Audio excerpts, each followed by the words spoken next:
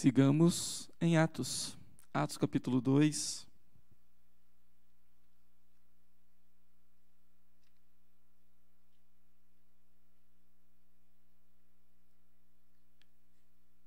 Quero saudar a igreja com a graça e a paz do Senhor Jesus Cristo.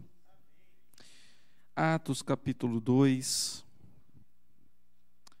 Hoje o texto é um pouquinho longo, mas o nosso tema é a mensagem que glorifica Jesus. A mensagem que glorifica Jesus. Atos 2, a partir do verso 14 até o verso de número 36. Eu farei essa leitura e em alguns momentos eu pedi à igreja que esteja lendo comigo, em alguns momentos, alguns versículos. Diz assim a palavra do Senhor. Então se levantou Pedro com os 11 e, erguendo a voz, advertiu-os nestes termos: varões judeus e todos os habitantes de Jerusalém, tomai conhecimento disto e atentai nas minhas palavras.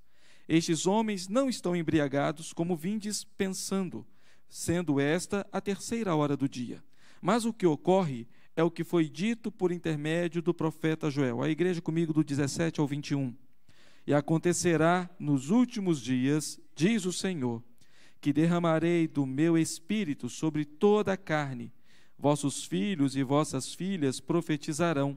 Vossos jovens terão visões e sonharão vossos velhos. Até sobre os meus servos e sobre as minhas servas derramarei do meu espírito naqueles dias e profetizarão. Mostrarei prodígios em cima no céu e sinais embaixo na terra, sangue, fogo e vapor de fumaça. O sol se converterá em trevas e a lua em sangue, antes que venha o grande e glorioso dia do Senhor. E acontecerá que todo aquele que invocar o nome do Senhor será salvo.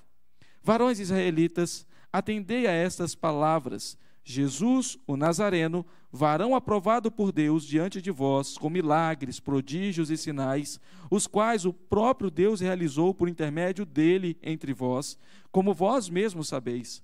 Sendo este entregue pelo determinado desígnio e presciência de Deus, vós o matastes, crucificando-o por mãos de iníquos, ao qual, porém, Deus ressuscitou, rompendo os grilhões da morte, porquanto não era possível fosse ele retido por ela. A igreja comigo do 25 ao 28, porque a respeito dele diz Davi: diante de mim via sempre o Senhor, porque está à minha direita, para que eu não seja abalado.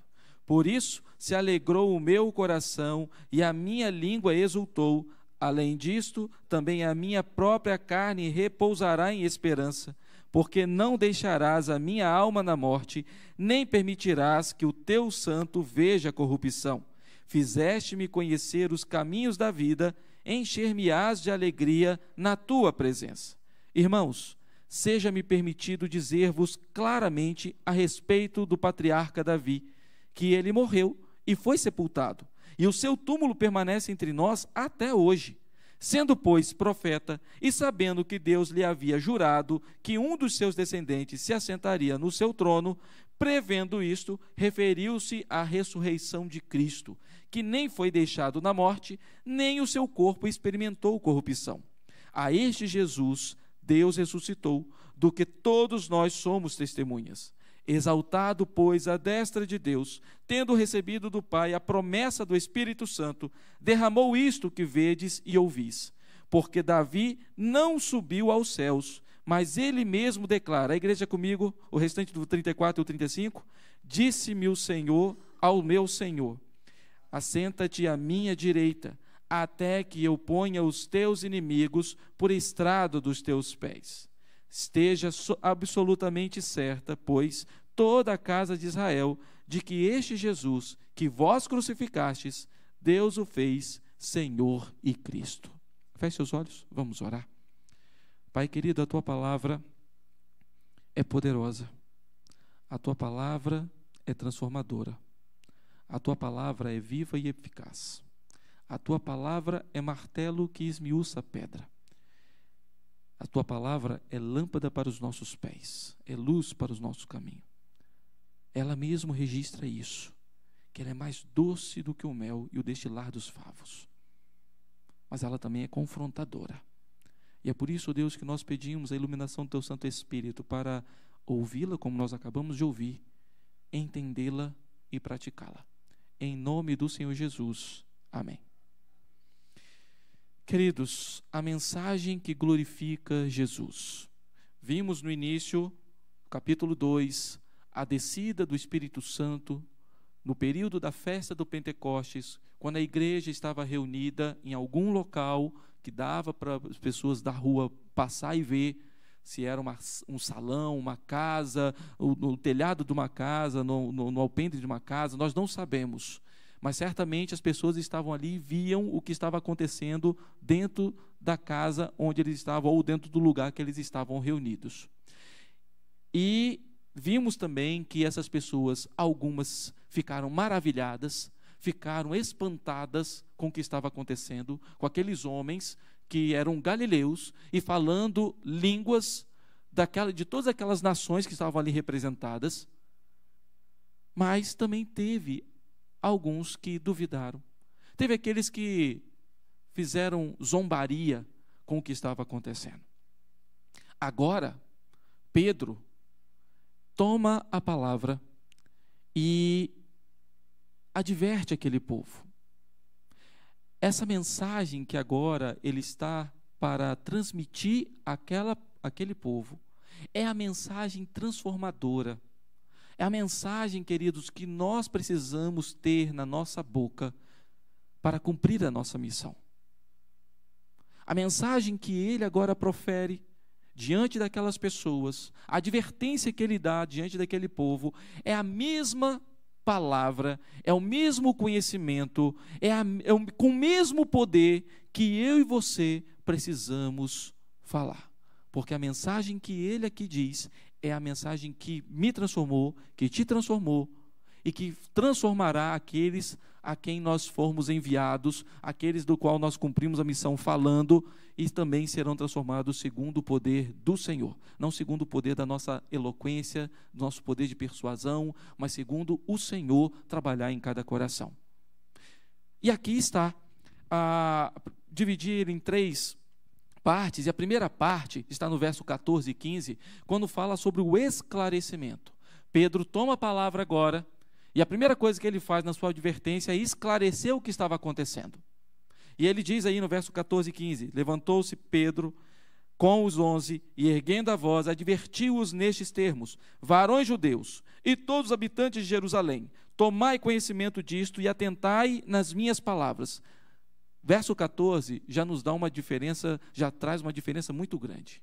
Aquele homem que se escondeu, aquele homem que alguns dias atrás, algumas semanas atrás, quando foi falado assim, você andava com ele, você também estava com ele. Não, eu não conheço, não sei quem é.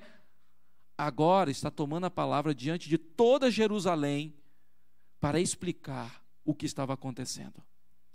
Deus transformou a covardia de homens, porque não foi só Pedro que negou o Senhor Jesus diante daquela fogueira onde estavam ali alguns servos, mas os outros também fugiram na ocasião, quando o Senhor Jesus foi preso. E agora aqueles mesmos homens estavam ali, diante do povo, sem pestanejar, sem tremer na base, mas falando aquilo que foram capacitados pelo Espírito Santo para fazer.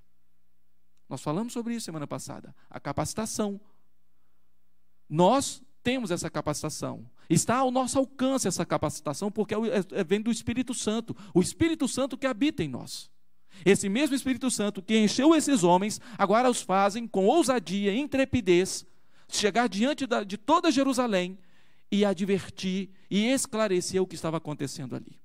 E olha no verso 15, quando ele diz: estes homens não estão embriagados como vindes pensando, sendo esta a 3ª hora do dia. A 3ª hora do dia é 9 horas da manhã. Porque a primeira hora do dia para o judeu é às 6 horas da manhã.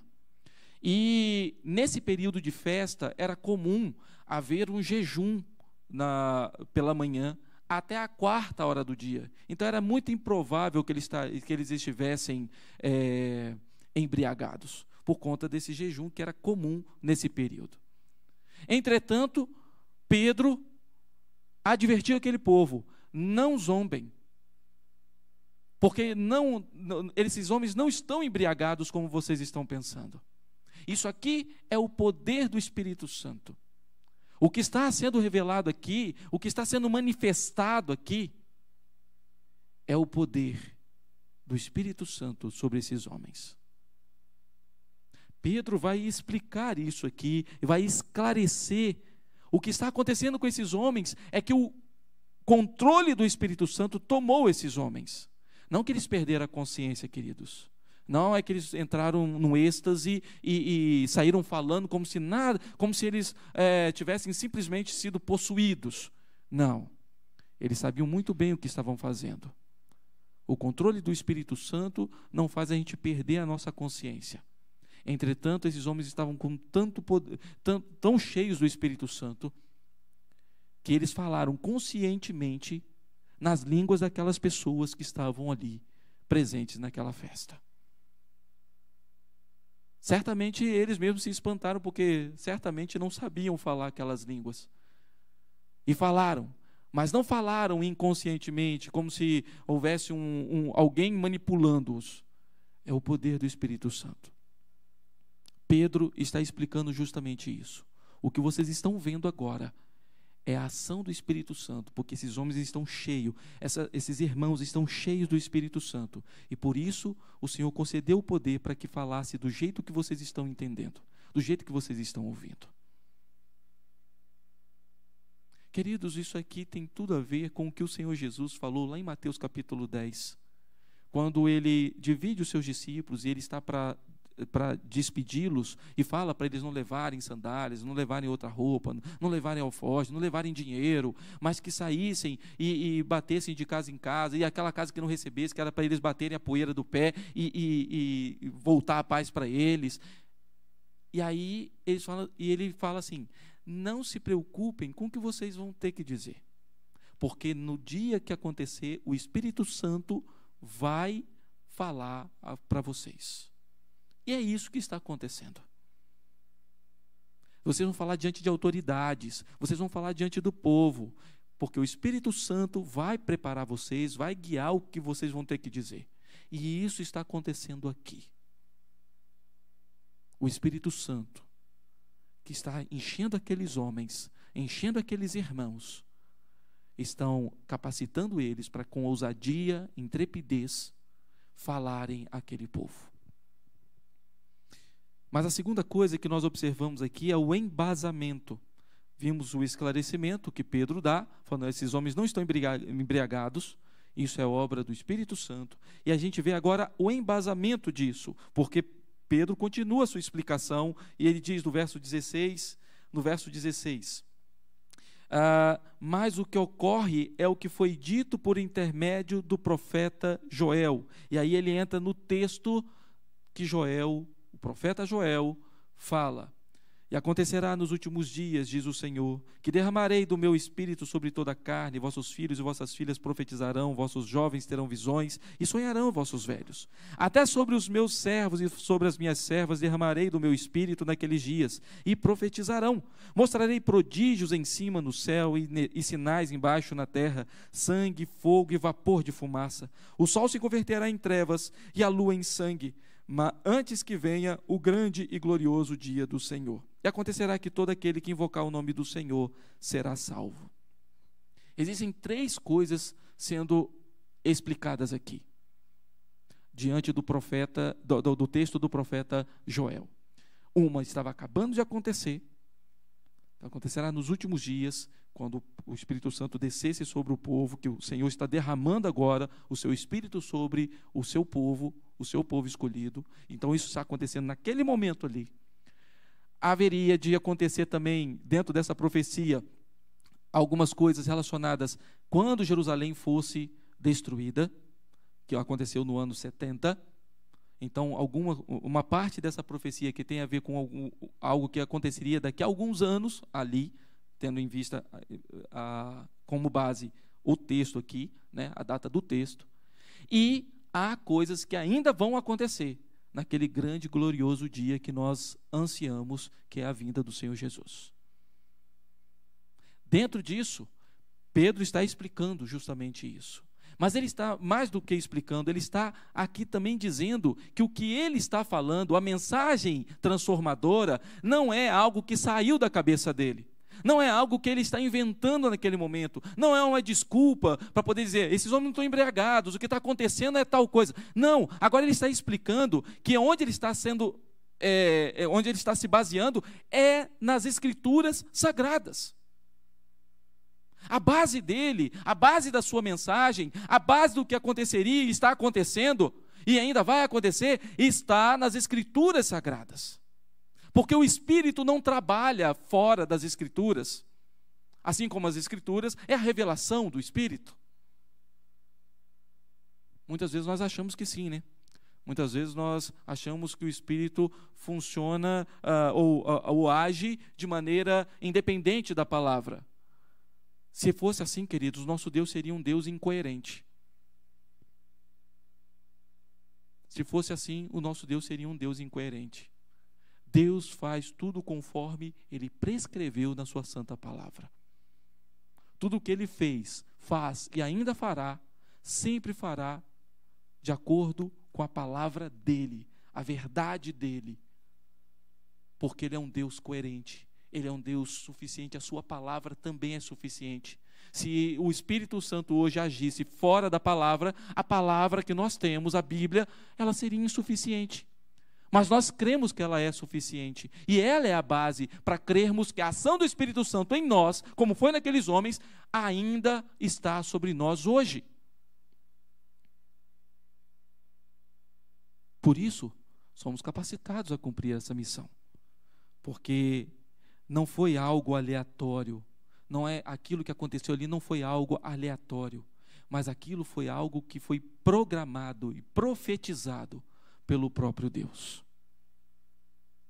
A Escritura é a base para a direção do Espírito. Você quer saber como se encher do Espírito? Leia a palavra, leia a sua Bíblia. Você quer saber como não entristecer o Espírito?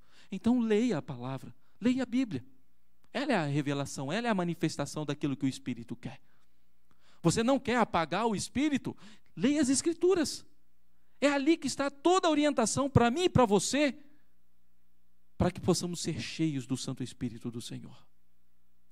Para que sejamos capacitados, para que com a mesma ousadia que o Espírito Santo encheu Pedro, os outros 11 e mais todos aqueles 120 irmãos que estavam ali, é o mesmo Espírito que também nos capacita hoje, que nos dá a mesma ousadia, a mesma coragem, que tira a nossa covardia para poder falar, para cumprir, falar o Evangelho e cumprir a nossa missão.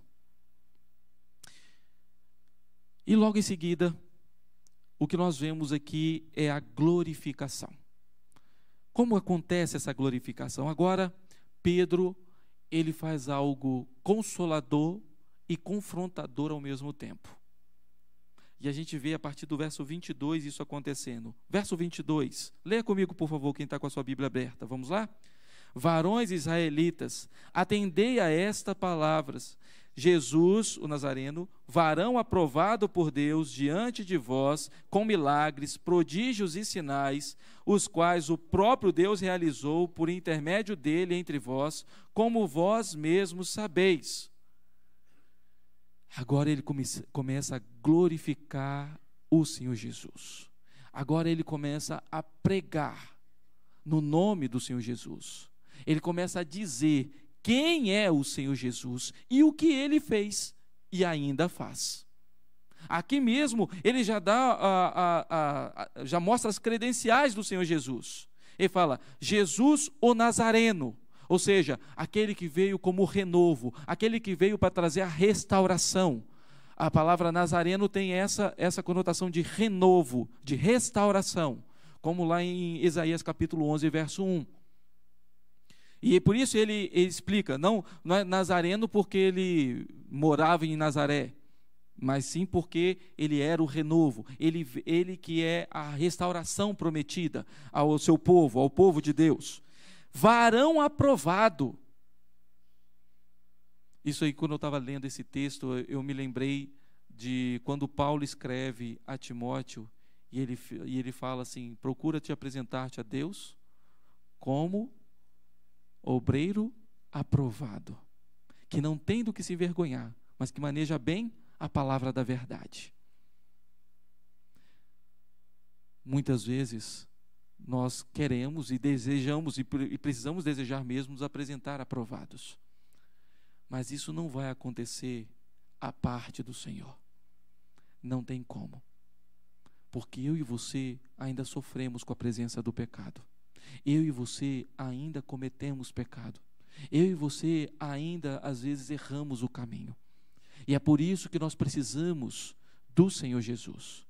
Nós só nos apresentamos aprovados diante do Pai por intermédio daquilo que Cristo fez na cruz, e não por intermédio do que nós fazemos. O que nós fazemos só vai mostrar que Jesus já é nosso Senhor e que nós queremos obedecê-lo. Mas Ele não nos trará aprovação se não for por intermédio do Senhor. Se não, tudo que nós fizermos não for para glorificar o Senhor Jesus, certamente as nossas obras não valerão de nada para qualquer coisa que queiramos ser aprovados. A verdade é essa. Qualquer coisa, mesmo que humanamente seja boa, se não for por intermédio do Senhor, se não for para glorificar o Senhor, ela não passará de obras reprovadas diante do Senhor. E é por isso que o Senhor Jesus é o varão aprovado. Todas as coisas que são feitas nele e para ele, certamente serão aprovadas diante do Pai, porque ele é o varão aprovado de Deus. Ele foi aquele que cumpriu totalmente, perfeitamente a lei de Deus, a lei que eu e você não conseguimos cumprir mais. Tiago mesmo vai escrever e vai dizer isso, que se eu cumpro toda a lei, mas escorrego em uma delas, eu já me tornei culpado de toda a lei. Qual de nós não temos pecado nenhum? Qual de nós temos cumprido perfeitamente a lei? Nem os fariseus conseguiam fazer isso, que até quando eles cumpriam a lei, cumpriam de maneira equivocada, com a intenção errada. Até quando eles achavam que cumpriam a lei de maneira literal, eles estavam cumprindo de maneira equivocada e errada, porque não era para a glorificação do Senhor. Porque somente as coisas feitas por meio de Jesus são aprovadas diante do Senhor, porque o Senhor Jesus é o varão aprovado de Deus. Aquele que fez grandes obras, grandes sinais. E aqui Pedro chama a atenção daquele povo, porque aquele povo viu o que Jesus fez. Viu as curas, viram as curas, viram os sinais, viram demônios sendo retirados, sendo expulsos de pessoas, viram pessoas com doenças dentro da sociedade incuráveis, sendo curadas num só instante, com uma só palavra. Pedro chama a atenção daquele povo porque eles viram, não somente os 120, mas muitos daquele povo que estavam ali em Jerusalém sabiam das notícias, ouviram das notícias. E não viram isso como para glorificar o nome do Senhor, como algo para glorificar. Viram isso como se fosse simplesmente mais um curandeiro. Não viram isso como um sinal da graça, da manifestação da graça do Senhor, que estava restaurando o seu povo, que veio para restaurar o seu povo. Viram como se fosse mais um que veio ali profetizar como outros. Ainda que os outros tenham sido servos valorosos nas mãos do Senhor, nenhum deles se compara aos varão aprovado por Deus. É por isso que nós precisamos anunciar Ele. E é isso que Pedro está fazendo. Aí o verso 23 vai continuar. E agora mostrando duas coisas muito interessantes, que nós não conseguimos entender completamente, mas são reveladas nas Escrituras. A soberania de Deus e a responsabilidade humana. Olha o verso 23, leia comigo, por favor. Sendo este, vamos lá? Sendo este entregue pelo determinado desígnio e presciência de Deus, vós o matastes, crucificando por mãos de iníquos. Estava nos eternos propósitos de Deus, nos eternos decretos de Deus, que o seu filho viria para morrer na cruz do Calvário, no meu lugar, no seu lugar. Mas isso não isentava aquele povo do seu pecado, e Pedro fala isso, confronto. Ainda que seja um consolo de saber que o Senhor programou todas essas coisas para a minha e para a sua salvação, aqui também há um confronto, quando Pedro fala assim: vocês mataram ele, vocês são o culpado, só que vocês não tiveram coragem de fazer, então vocês tiveram que usar as mãos dos iníquos, dos romanos, para poder fazer isso. Nem mesmo os romanos acharam motivo para poder crucificar o Senhor Jesus. Foi quase que uma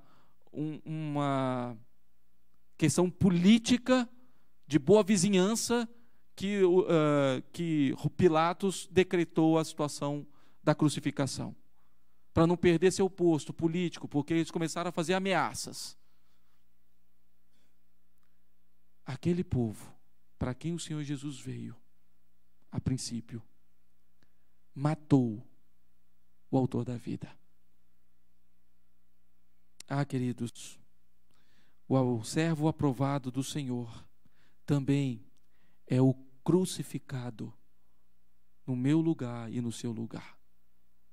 O servo, o varão aprovado de Deus, aquele que veio pelo eterno propósito de Deus para cumprir aquilo que o Senhor realmente planejou antes da fundação do mundo,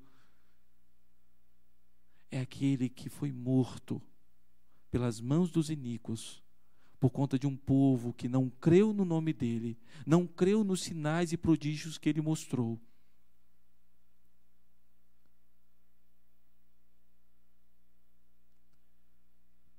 Meus queridos, nós precisamos anunciar a cruz. Nós precisamos anunciar a cruz, porque ela não é uma parede, mas ela é uma ponte que nos reconcilia com o Pai. O sangue vertido do Senhor Jesus naquela cruz é o sangue que nos purifica de todo o pecado. O sangue derramado naquela cruz é o sangue da nossa redenção. Porque lá no início, quando o Senhor proferiu palavras a Adão, falando assim: vocês vão me obedecer, enquanto vocês me obedecerem, vocês vão ter vida. Mas a partir do momento que vocês desobedecerem, claro, com a questão da árvore, o dia que vocês comerem daquele fruto, certamente vocês vão morrer. Paulo vai dizer isso claramente lá no capítulo 6, versículo 23, porque o salário do pecado é a morte. O que Cristo fez por mim e por você na cruz, sendo Ele crucificado no meu e no seu lugar, é levar o salário do nosso pecado sobre Ele. Então nós precisamos anunciar a cruz. Há um tempo atrás, um certo cantor que se dizia evangélico ou gospel, como se usava o termo, falou que havia uma orientação que ele recebeu de que não era para escrever nenhuma letra sobre Jesus, a cruz e outra palavra lá. Eu falei assim: então ele não vai pregar o evangelho através das músicas. Não tem como falar de Jesus, não tem como pregar o evangelho sem falar de Jesus e a cruz. É impossível isso acontecer. Nós precisamos anunciar a cruz. Ela foi um instrumento de dor para o Senhor, para que eu e você não sofrêssemos com as dores eternas do inferno. A cruz é um instrumento de salvação. Sigamos aqui, porque não é somente o varão aprovado com seus sinais e prodígios que nós anunciamos. Não é somente o varão, aquele que veio como o enviado de Deus, o Deus encarnado, que veio para morrer no nosso lugar, que deve ser anunciado. Não é somente a cruz que deve ser anunciada, mas também o Senhor ressurreto. E o texto que que Pedro agora utiliza para mostrar que o Senhor Jesus já havia sido predito, a sua ressurreição, está baseado no Salmo 16, que Pedro aqui expõe o texto, quando no verso 25 até o verso de número 28. Esse texto se encontra lá no Salmo 16.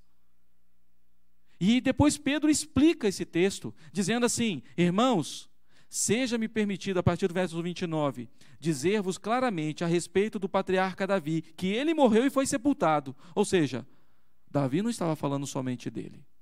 Esse texto falando que não permitirá que o seu santo veja a corrupção, não tinha como ser Davi, porque o próprio Davi morreu, foi sepultado.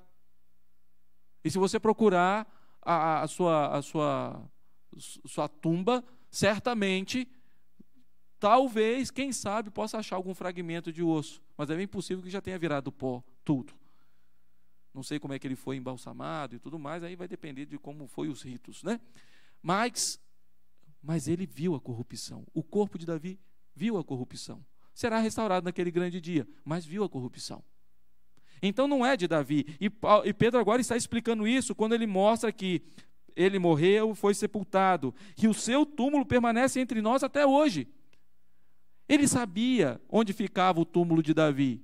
Todo mundo ali sabia. Jerusalém toda reverenciava Davi, o grande rei Davi. Certamente todos ali sabiam ou tinham uma noção de onde tinha sido sepultado o grande rei Davi. E é isso que ele está chamando. Vocês sabem onde fica o túmulo dele? Vocês sabem que o túmulo dele está entre nós aqui? Vocês conhecem muito bem. Sendo, pois, profeta, aí ele fala sobre o que Davi realmente está falando.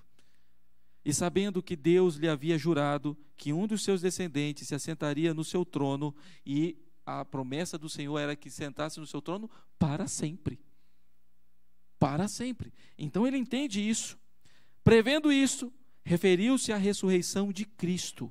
Ainda que ele não soubesse quem era esse descendente, certamente ele está profetizando sobre aquele que viria para reinar eternamente.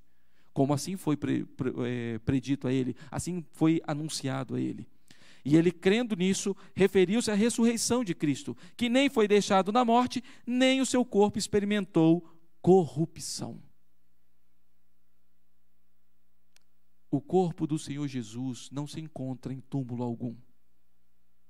O corpo do Senhor Jesus não viu a corrupção, não se tornou pó, não foi comido de vermes.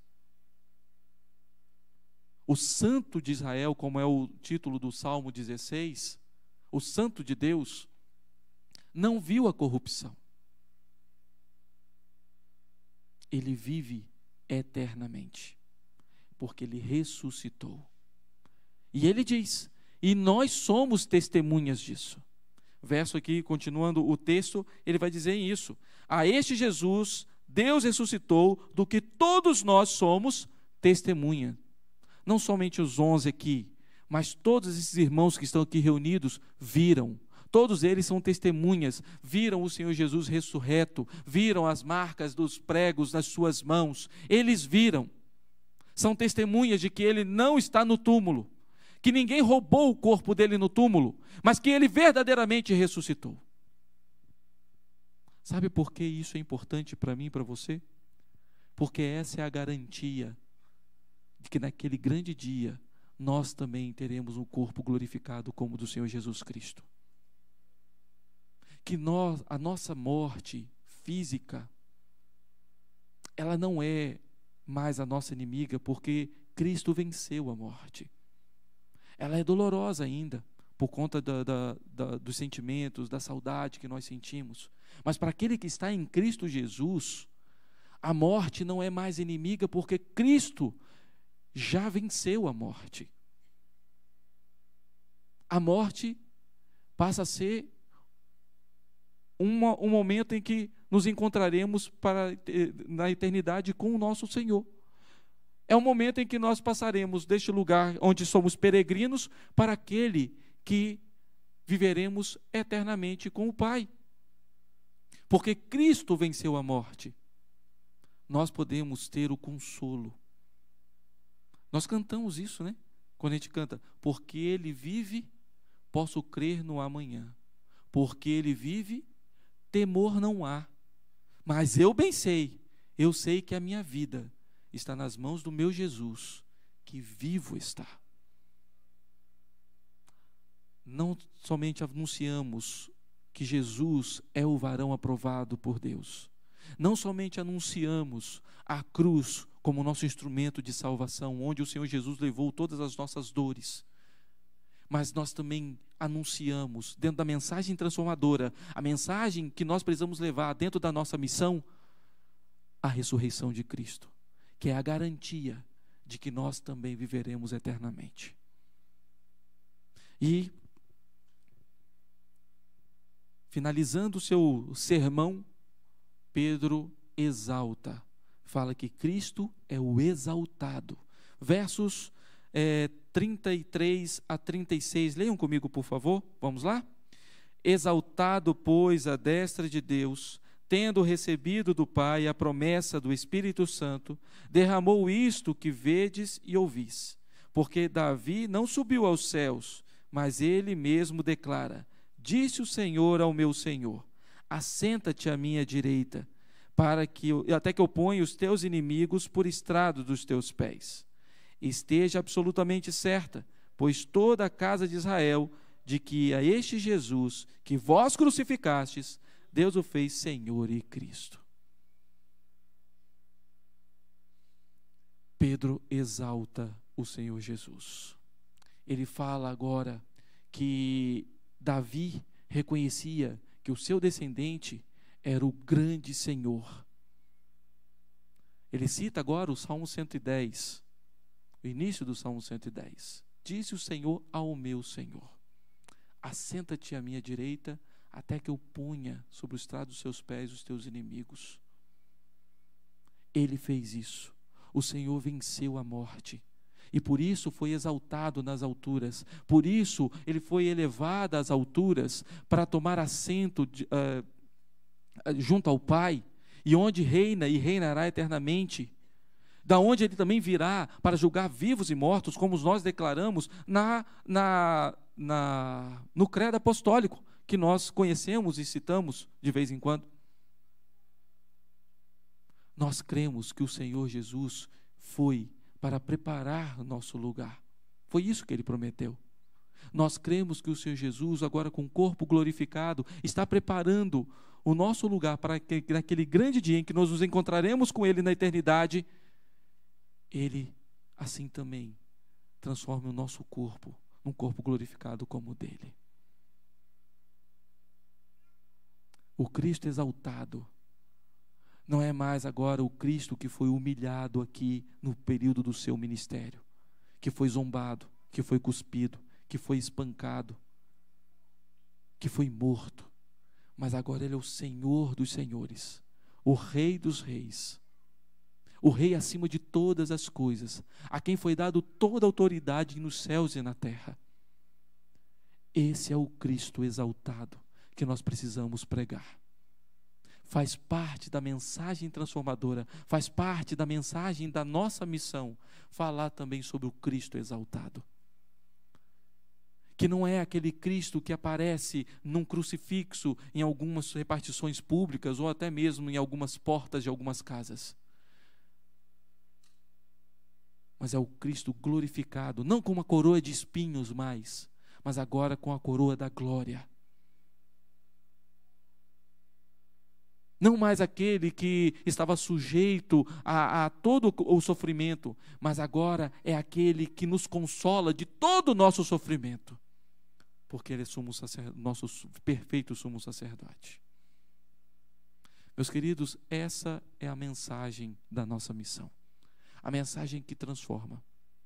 Não é o que nós fazemos, não são as nossas experiências que transforma a vida das outras pessoas. O que transforma, o que realmente importa que preguemos para cumprir a nossa missão é o Cristo aprovado, o Cristo crucificado, o Cristo ressurreto e o Cristo exaltado. Cristo, do início ao fim. Pedro começa falando sobre Jesus e ele termina falando sobre Jesus. Ele não fala dos 11. Ele não fala do que a igreja está fazendo ou ainda vai fazer. Ele fala aquilo que Cristo fez e quem Cristo é. Precisamos nos preparar para cumprir a nossa missão. Precisamos nos preparar para falar de Jesus.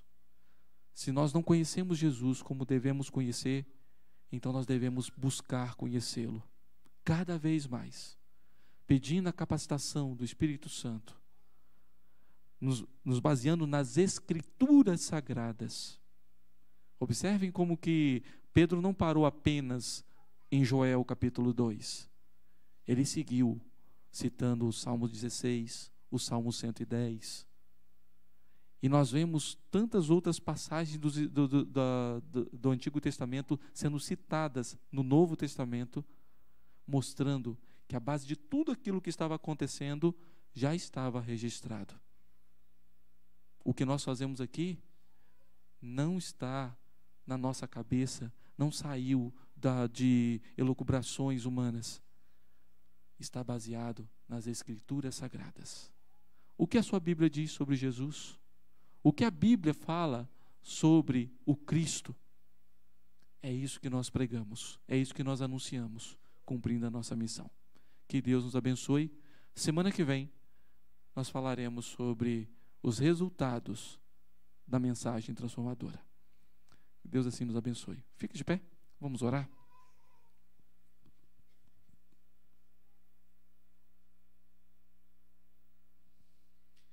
Pai bendito, nós agradecemos ao Senhor pela Tua palavra que foi lida.